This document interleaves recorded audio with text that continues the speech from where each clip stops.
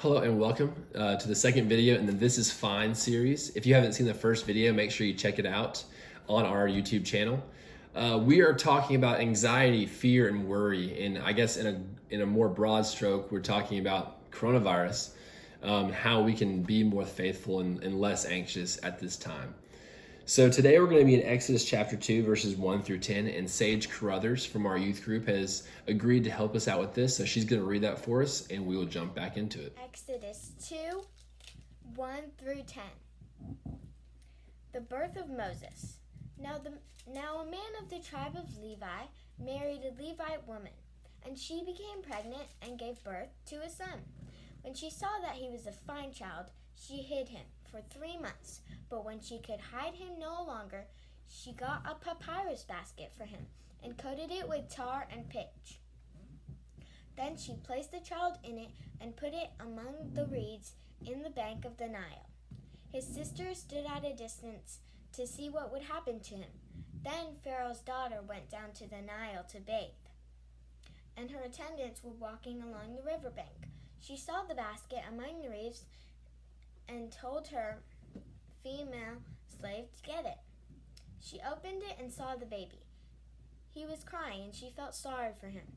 "This is one of the Hebrew babies," she said. Then his sister asked Pharaoh's daughter, "Shall I go and get one of the Hebrew women to nurse the baby for you?" "Yes, go," she answered. So the girl went and got the baby's mother. Pharaoh's daughter said to her, "Take this baby and nurse him for me, and I will pay you."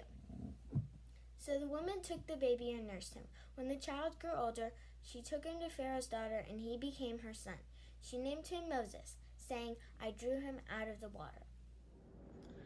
Thanks, Sage. We are introduced into a fairly common, Bible story here about Moses in this basket. And I want to just take a moment and sit with this anxiety that I'm sure Moses' mother is feeling. Maybe you're feeling as well. Stuck in quarantine, cooped up a little bit with family maybe. But this anxiety where she has been hiding this baby for 3 months from an oppressive, group of people as Egypt, that do not want her to have any more children, do not want the spread of her people. She's been hiding this baby, and she's gotten to the point where she can no longer hide him, right? And so she puts him in a basket and she puts him on his way. Okay. And before we go any further into that story, I kind of want to retell it and say what I think actually happened. Okay. Because when I was a kid, I imagined Moses in this basket kind of bobbing up and down this like really dangerous river, right? With like hippopotamus and like crocodiles everywhere. I don't think that's how it happened. Okay. I think Moses was placed in a basket in a very strategic place by his very smart mother. And I think everything was okay. But before we go any further into that, I want to talk about the overall, I think, lesson we can take from Exodus chapter 2. It is this idea of surrender. And Moses' mother, to me, is the epitome, the poster child for this idea of surrender. And now you might hear this word and think, okay, like that's a person, in a battle maybe, who waves the white flag and says they're done, or maybe in sports where a goalie might give up a few goals and they surrendered those, like this verbiage that we use to talk about those things. And we always have it in this negative connotation. But I kind of want to reuse that word and take it to this context and see how can surrender help us with our anxiety, okay? So Moses' mother, to me, is a great symbol of surrender because this woman is a very faithful woman. She is from the tribe of Levi. She married another Levi person. And it's a group of people that are known for their connection to God, their priestly connection to God. And she's no different. I'm sure that she prayed day and night about this decision. She probably prayed, every single day this boy was alive about what to do, what God is going to do for this child.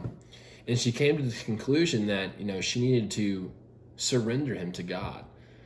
And now I think that, like I said before, I think Moses' mom is very smart, okay? I think that she didn't just do this randomly. I'm sure it was a prayerful exercise for her. But I'm also sure that, she might have known where Pharaoh's daughter was going to be that day. Or she knew that, if she placed him in this specific location, that he wasn't going to float away and that someone would definitely find him. And I think those are important because When we surrender something, that doesn't mean that we're completely letting go and just blindly following. I think what it means is that we have prayerfully considered and we have prayerfully, have gone to God, and then at some point we get to the place where we can say, God, please take this for me and be with me in this. And I think that's exactly what Moses' mom has done here. She has taken the situation she can no longer control, this fearful, anxiety-ridden situation, and given it over to God. And God provided for her. Now, the problem with surrender, though, in our lives, that we always have this negative connotation about it. But what we don't realize is that we surrender every day. We surrender every day to the people and the things that we love, right? When it comes to my relationship with my wife, there's a surrender by both of us every single day, surrendering to one another in love. And I think about my friendships that I've had over my life and just the surrender I've had with them, telling them things that I've been going through.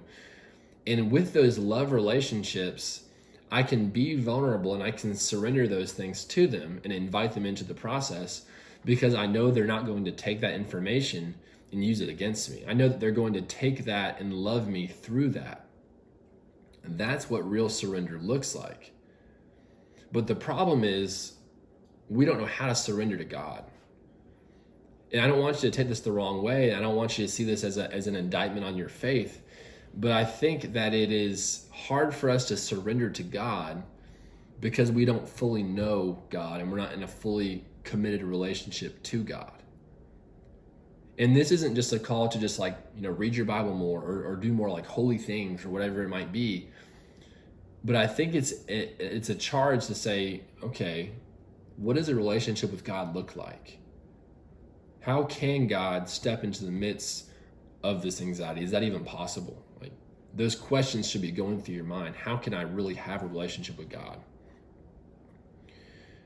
But when it comes to anxiety and fear and this idea of surrender, we're not going to be able to surrender our fears over to God if we don't know Him and have a relationship with Him in the first place.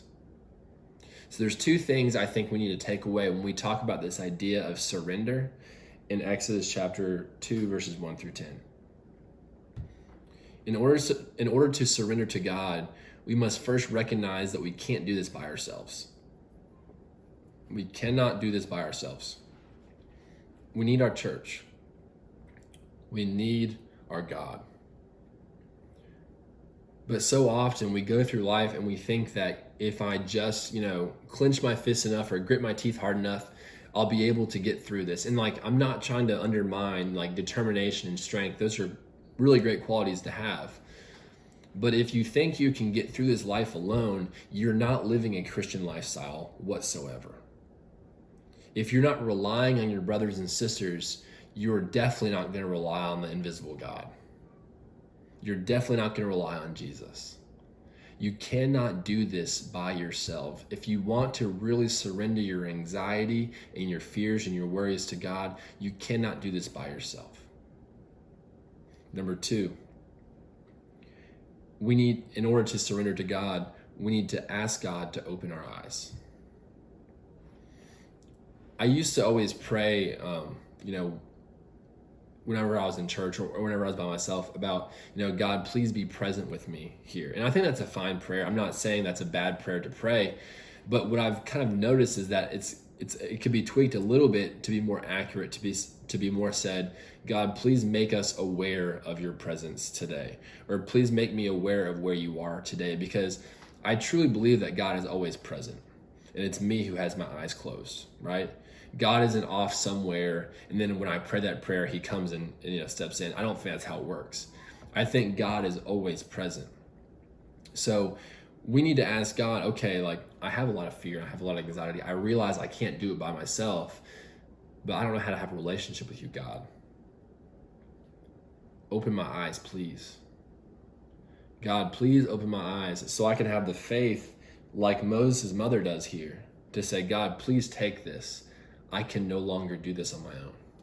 Surrendering my fear, my anxiety, my worry to you, God. That's what I need to do today. So two things. To surrender to God, we need to recognize we can't do it by ourselves, and to ask God to please open our eyes to His presence in our everyday lives. I hope this has been helpful to you. If you have any questions or comments, please make use of the comment section below. Keep looking out for our next video. And I just really appreciate the love and support that I've gotten. And I hope you all are doing well. And just keep watching and keep staying tuned. Thanks.